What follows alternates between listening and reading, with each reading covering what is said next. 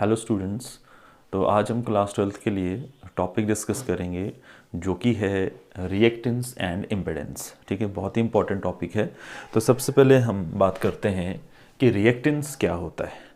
देखिए, reactance for example हमारे पास एक सर्किट है और इसमें इंडक्टर है और साथ में कैपेसिटर है।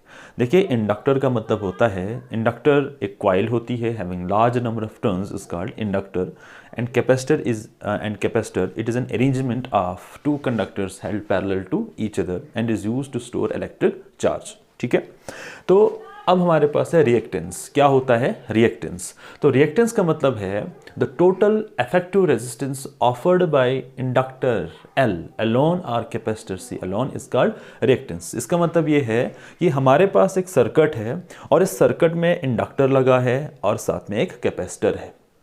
ठीक है, तो इस सर्किट में ये जो इंडक्टर है ये कितना टोटल रेजिस्टेंस ऑफर कर रहा है, the total effective resistance offered by inductor L alone और capacitor C alone is called reactance. तो यहाँ पे हमारे पास सबसे पहले तो एक सर्किट हमको ड्रा करना पड़ेगा। ठीक है, तो इसमें एक इंडक्टर है, इंडक्टर हमारे पास एक कॉइल होती है having large number of turns. ठीक है, and C is a capacitor and battery and हमारे पास एक की। ठीक है, तो अब हमारे पास हम कह सकते हैं कि यहाँ पे रिएक्टेंस क्या होगा।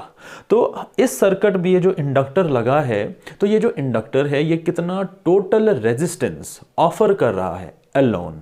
ठीक है, now that is called reactance. और इस सर्किट में जो कैपेसिटर लगा है ये कितना टोटल रेजिस्टेंस ऑफर कर रहा है इस सर्किट में, now that is called reactance. तो आप कह सकते हैं the total resistance offered by inductor L alone is called reactance और the total resistance offered by capacitor C alone is called reactance. ठीक है, तो the total effective resistance offered by inductor L alone और capacitor C alone is called reactance and its SI unit is ohm. क्योंकि यहाँ पे बात हो रहा है रेजिस्टेंस का, एंड रेजिस्टेंस का जो SI यूनिट होता है, जो इंटरनेशनल सिस्टम ऑफ यूनिट होता है, वो ओम रहता है। ठीक है, तो बहुत ही आसान था। तो इसका मतलब रिएक्टेंस का मतलब ये है कि आप एक सर्किट लें, उस सर्किट में आप इंडक्टर लगाएं, मतलब एक कॉइल लगाएं और साथ में कैपेसिटर लगाएं। तो इस केस में ये जो कैपेसिटर है या जो इंडक्टर है, तो इस केस में इंडक्टर कितना रेजिस्टेंस ऑफर करेगा या कितना रेजिस्टेंस ऑफर कर रहा है to the flow of current या to the flow of current, और now that is called reactance. और यहां पर जो कैपेसिटर है ये अकेला कितना रेजिस्टेंस ऑफर कर रहा है, now that is called capacitance. ठीक है, उसके बाद the reactance in case of inductor L। अब हमारे पास सर्किट है तो इंडक्टर भी रेजिस्टेंस ऑफर करेगा, कैपेसिटर भी रेजिस्टेंस ऑफर करेगा। तो इस केस में ये जो इंडक्टर है ये कितना रेजिस्टेंस ऑफर कर रहा है, now that is called inductive reactance. तो इंडक्टिव रिएक्टेंस का मतलब होता है कि इस सर्किट में ये जो इंडक्टर लगा है ये कितना रेजिस्टेंस ऑफर कर रहा है। ठीक है, now that is called inductive reactance and it is denoted bye XL। Now XL का मतलब होता है inductive reactance. What do you mean bye inductive reactance? Inductive reactance का मतलब होता है total resistance offered by inductor L is called inductive reactance. उसके बाद and is given by, now here XL का मतलब हो गया inductive reactance and it is defined as the total resistance offered by inductor alone is called inductive reactance and equals to omega L। ये आपके पास W नहीं है, omega है, where omega is called angular frequency। ठीक है, तो उसके बाद हमारे पास है द रिएक्टेंस। रिएक्टेंस का मतलब है रेजिस्टेंस ऑफर्ड बाय इंडक्टर और कैपेसिटर अलोन। ठीक है, तो the reactance in case of capacitor C is called capacitive reactance. तो अब हमारे पास यहां पे है the total resistance offered by capacitor C alone और capacitor C is called capacitive reactance. तो कैपेसिटिव रिएक्टेंस का मतलब होता है कि यहां पर जो कैपेसिटर है ये कितना रेजिस्टेंस ऑफर कर रहा है, now that is called capacitive reactance and it is denoted bye XC, C for capacitive, X for reactance and is given by, now X equals to 1 by omega C, where omega is angular frequency and C is reactance or capacitor, where omega is angular frequency। ठीक है, उसके बाद हमारे पास है impedance। तो सबसे पहले हमने बात की रिएक्टेंस की। तो रिएक्टेंस का मतलब होता है कि हमारे पास एक सर्किट है जिसमें एक इंडक्टर लगा है, जिसमें कैपेसिटर लगा है। तो रिएक्टेंस का मतलब होता है कि इस सर्किट में ये जो इंडक्टर है ये कितना टोटल रेजिस्टेंस ऑफर करेगा, या ये जो कैपेसिटर यहां पे लगा है ये कितना कितना टोटल रेजिस्टेंस ऑफर करेगा, now that is called reactance.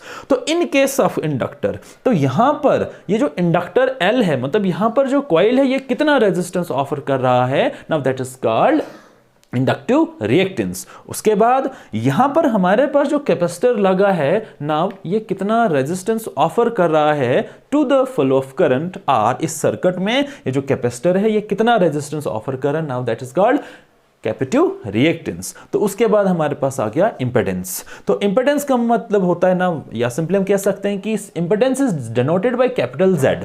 तो Z का मतलब हो गया impedance. What do you mean by impedance? Impedance का मतलब होता है it is defined as the total effective resistance offered by LRC circuit या LRC कॉम्बिनेशन। तो फॉर एग्जांपल यहां पे हमारे पास इंडक्टर है, कैपेसिटर, तो साथ में अगर हम एक काम कर दें, एक रेजिस्टेंस भी जोड़ दें, ठीक है, तो साथ में अगर हम एक रेजिस्टेंस जोड़ दें तो ये आ गया R।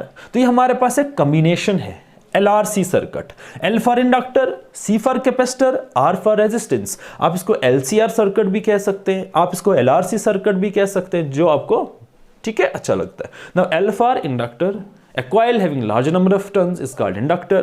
Now capacitor, it is an arrangement of two conductors held parallel to each other, ठीक है, is called capacitor, and R is resistance, opposition force offered to the flow of current by the conductor, ठीक है। उसके बाद तो अब हमारे पास जो है impedance. Now impedance is denoted by capital Z and it is defined as the total resistance offered by LRC या LCR सर्किट, LCR कॉम्बिनेशन, ठीक है। तो इंपेडेंस का मतलब हो गया हमारे पास एक सर्किट है, इस सर्किट में इंडक्टर है, इस सर्किट में कैपेसिटर है एंड इस सर्किट में रेजिस्टेंस है। तो ये तीनों जो है ये कितना टोटल रेजिस्टेंस ऑफर कर रहे हैं, now that is called impedance, ठीक है।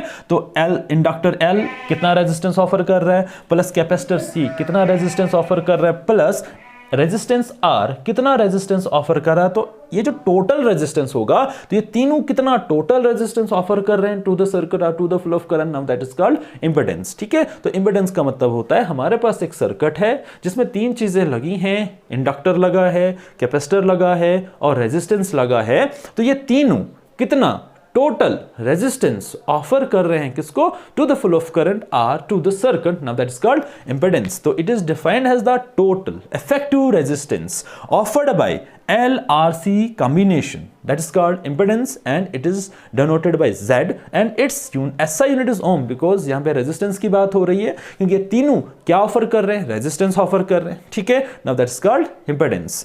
तो उसके बाद हमारे पास है इन केस ऑफ LRC सर्किट, ठीक है।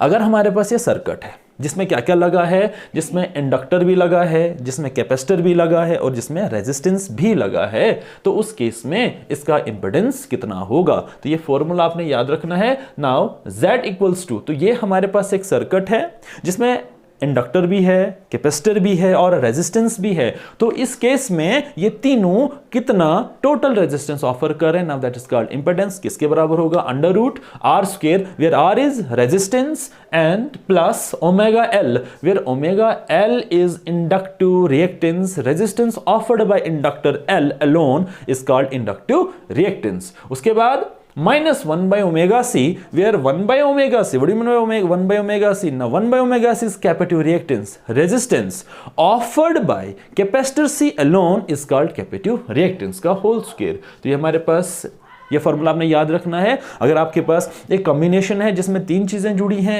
LCR सर्किट, ठीक है, तो इसको हम कह सकते हैं LCR सर्किट या LRC सर्किट, जो आपको अच्छा लगता है। उसके बाद इन केस ऑफ LR सर्किट, अगर हमारे पास एक सर्किट है जिसमें सिर्फ दो चीजें लगी हैं, एक है इंडक्टर और साथ में लगा है रेजिस्टेंस, मतलब इसमें कोई भी कैपेसिटर नहीं लगा होगा, ठीक है। तो अब हमारे पास एक सर्किट है जिसमें इंडक्टर है और रेजिस्टेंस है। तो उस केस में कितना टोटल इंपेडेंस होगा, मतलब कितना टोटल रेजिस्टेंस होगा। तो उस केस में आएगा Z is equal to impedance, where impedance is the total resistance offered by the circuit या offered by inductor, resistance extra, ठीक है। तो R स्क्वायर, रेजिस्टेंस का स्क्वायर, प्लस यहां पे हमारे पास लगा इंडक्टर, तो इंडक्टर का रेजिस्टेंस होता है ओमेगा L, तो ओमेगा L का स्क्वायर। उसके बाद इन case of RC circuit, R and C, मतलब हमारे पास एक सर्किट है जिसमें रेजिस्टेंस भी लगा है और कैपेसिटर भी है, जिसमें रेजिस्टेंस है और हमारे पास कैपेसिटर है, लेकिन इस केस में हमारे पास कोई भी इंडक्टर नहीं लगा है, ठीक है। तो ये हमारे पास एक कैपेसिटर हो गया। तो अगर हमारे पास एक सर्किट है, इसमें कैपेसिटर है और साथ में क्या है, रेजिस्टेंस, तो उस केस में कितना टोटल इंपेडेंस है, मतलब कितना टोटल रेजिस्टेंस है, ठीक है। तो उस केस में आएगा हमारे पास Z, where Z is the total resistance offered by the circuit in which capacitor C and R are connected, ठीक है। तो आएगा Z is equal to R square, resistance का स्क्वायर, प्लस 1/ωc। अगर आप बात करें कैपेसिटर, तो the resistance offered by capacitor C alone is called capacitive reactance and it equals to 1/ωc, तो 1/ωc का स्क्वायर। तो ये हमारे पास आज का टॉपिक था।